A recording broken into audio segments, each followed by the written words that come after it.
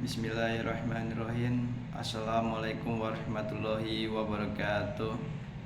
Alhamdulillahirabbil alamin. Wassalatu wassalamu asrafil anbiya'i wal mursalin wa ala alihi washabihi asmain. Amma ba'du. Rabbi sholli shodri wa yassir li amri wa luqatani lisani yafqahul qawli. Alhamdulillahirabbil alamin. Puji syukur kita kehadirat Allah Subhanahu wa taala. Pada pagi hari ini kita masih diberi kesehatan, kesempatan dan kesempurnaan. Tak lupa pula kita panjatkan kehadirat Nabi Muhammad sallallahu alaihi wasallam, karena berkatnya kita masih berkenan untuk berbicara pada hari ini. Di sini saya Ginting Alessandro, NIM 14 40 12 12 80 19, Prodi Bahasa Indonesia dari D3 Keperawatan. Saya di sini akan berpidato mengenai bahasa Indonesia untuk perguruan tinggi. Langsung saja. Bahasa Indonesia itu merupakan bahasa kesatuan Republik Indonesia yang digunakan sehari-hari. Sejak diiklarkannya Sumpah Pemuda, yang berarti secara resmi bahasa Indonesia itu telah lahir.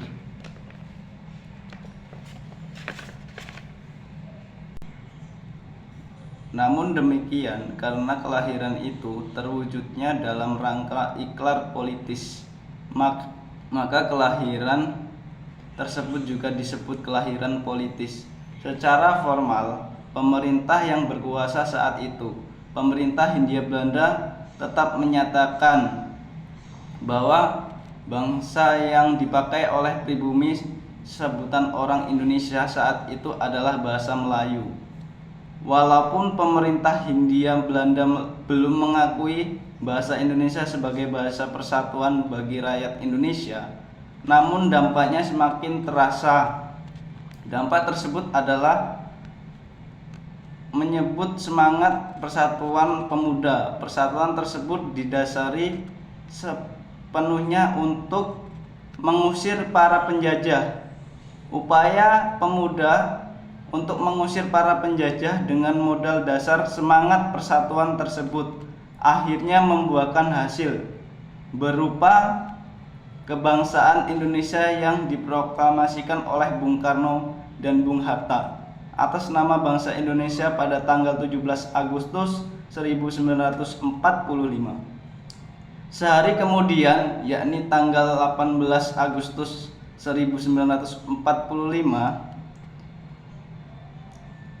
di Undang-Undang dengan pasal 36 berbunyi, bahasa negara ialah bahasa Indonesia. Dengan demikian berarti bahasa Indonesia secara resmi didirikan.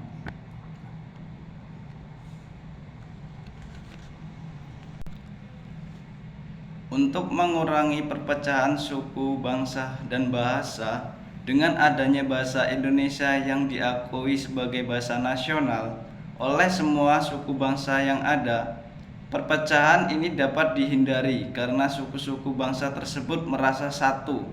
Kalau tidak ada sebuah bahasa seperti bahasa Indonesia yang dapat menyatukan suku-suku bangsa yang berada, akan banyak permasalahan yang muncul dan perpecahan bangsa.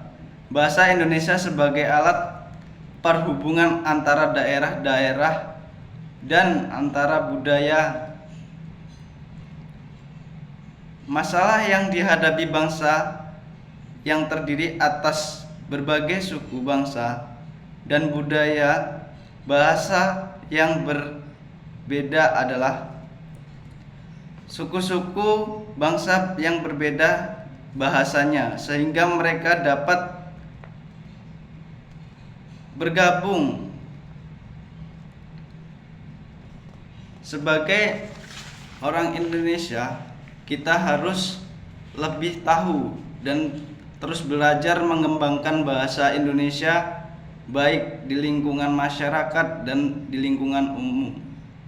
Untuk itu, demikianlah pidato dari saya. Apabila ada salah kata dan tutur kata, saya mohon maaf kepada Allah, saya mohon maghfirahnya. Saya akhiri, wabillahi taufik walhidayah. Wassalamualaikum warahmatullahi wabarakatuh.